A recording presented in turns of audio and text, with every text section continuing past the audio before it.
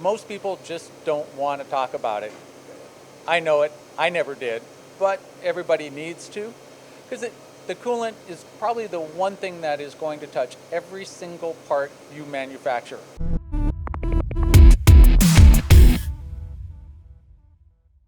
If you're one of the folks out there, like myself, who overlooks coolant mistakenly without realizing its significance, you need to pay attention to what John and I are about to talk about, the impacts of cost and productivity when it comes to coolant. John is the expert, and John, I'm ready to learn. I know the audience is ready to learn. Let's talk about some of these impacts when it comes to coolant. Well, great. Thanks, Tony. Yeah, coolant is a major factor in being productive in the shop, and most people just don't want to talk about it. I know it, I never did, but everybody needs to, because the coolant is probably the one thing that is going to touch every single part you manufacture. And if it's the wrong coolant, it screws up your entire productivity of the whole shop. So it's not just about one part, it's about every part. That is instantly valuable information and so true. And I know you and I have talked, but it's important to convey this audience as well. We're talking a massive percentage. We're talking not 5%, not 3%, not 10%, 20, 30% of overall cost, because it is touching everything that you can help people get back, put in their pocket, or invest in other aspects of their machine shop. Am I correct? Exactly. Sometimes will be just a percent or two, but often we're seeing 30, 40, 50% cost savings to a particular shop. And people don't think about how little coolant is actually costing per part. Coolant costs less than 1% of the cost of a part. And pretty much everybody knows 3 to 5% of the cost of a part is the tooling. But tooling is a much more difficult thing because you may have 5, 10, 20 different tools in contact with an individual part, but then you have different tools for every single part. But again, coolant is the one common thing. So it's an easy one to go after, but it affects everything in your shop. Yeah, it does. And like you mentioned, when it comes to the different tools, some of the tool changers we have now have hundreds of different tools with pallet change systems, whatever it might be, that's going to run parts through the night. So overall, I would imagine, especially coming from your side, the value of having the right coolant for the right material and the right tools can massively reduce costs on tooling itself, but also on finished products and ultimately, possibly even the machine and the life of the machine. That and a lot of other things people don't even think about. So let's get into those then. Yeah, let's get into those. So about 30, 31% of the cost of a part is your labor.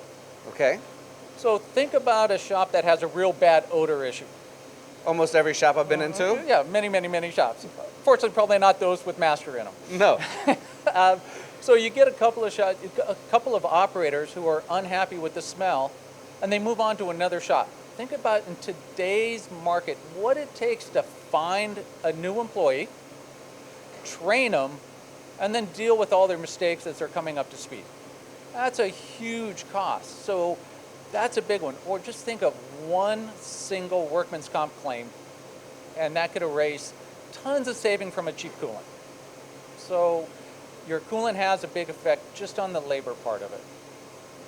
That is something I hadn't thought of, kind of how we brought this conversation in, right? Because, we're all talking about the labor shortage from different perspectives, the fact of training people, getting people on board. We know how expensive that can be. And honestly, John, I can tell you, when I was working in the machine shop, I'd have to go home and shower every day, wash my clothes every day, and I immediately, within 5 minutes, was reeking like the shop. And when I looked at the coolant, oftentimes there'd be foam and mold and gunk, and it would just sit there for a long amount of time. But honestly, guys, that was normal to me, and I'm finding out now, years and years later, talking with John, it's not normal, and it doesn't need to be normal. And I'm walking around here right now, everything smells fantastic in here, including you, John. Gee, thanks.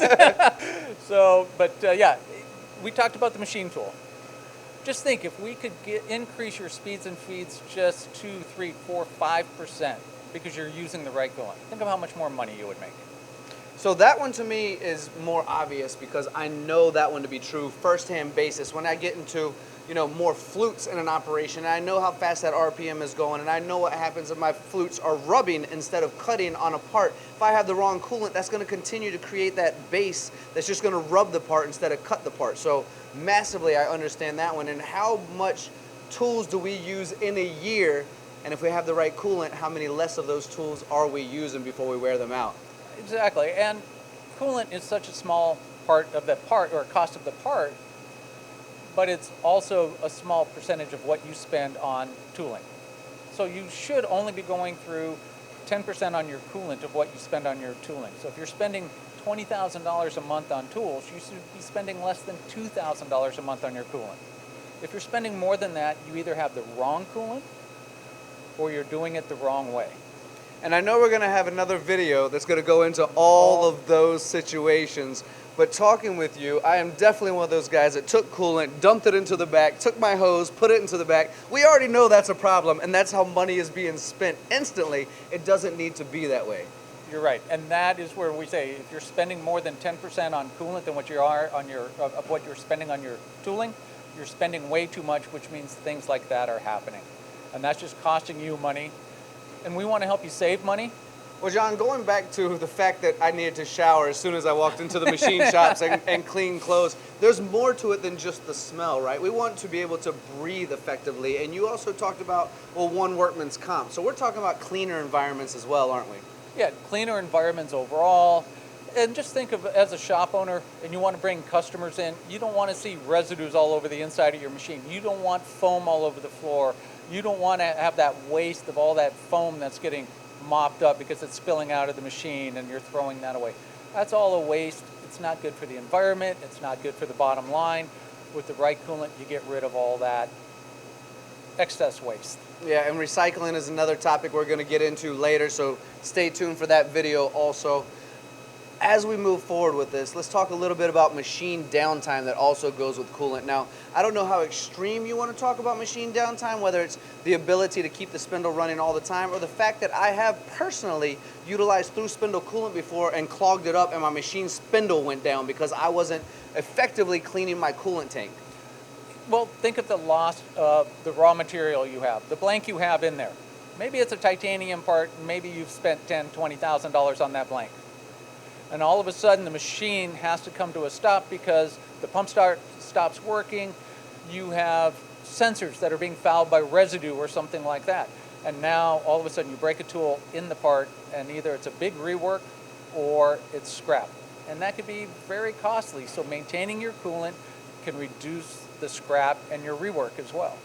Well, I'm going to ask you a personal question since you've been doing this for 15 years or more, right? You've been doing this a long time. You have a lot of wisdom.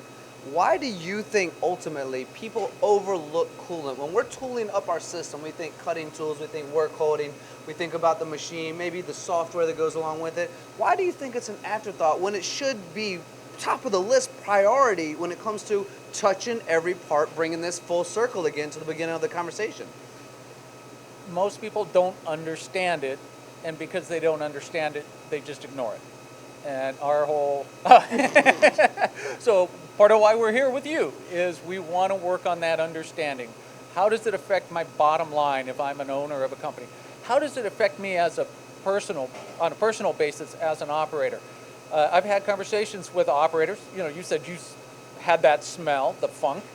The guys talk about, I go home, my kids come running in, they smell me, they stop short and go, daddy, daddy, ooh, stop, go away. Or your wife or husband or spouse, whoever, makes you change outside or in the garage before they even let you in the house.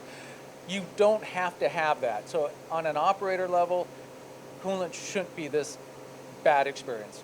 From an owner's level, you should be making lots of money. So a little bit of care, a little bit of time, you can make a lot more money and you can have a much nicer life. Absolutely well said. We all want to have a good life. We all want to understand coolant more. In doing so, Master Fluid Solutions, this is my buddy John. Reach out anytime. They are more than happy to help and educate you just like they've done me, because trust me, it's gonna help.